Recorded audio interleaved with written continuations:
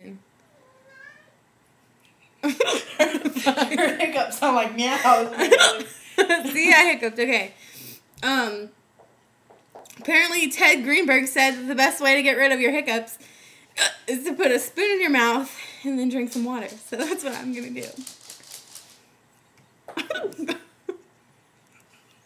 If I can do it without busting a gut.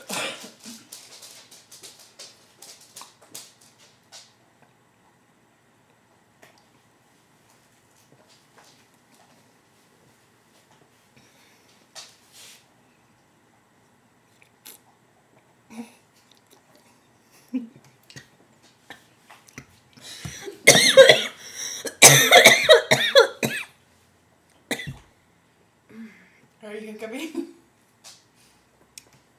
Nope. Fucking Ted Greenberg. That is why we love Ted Greenberg.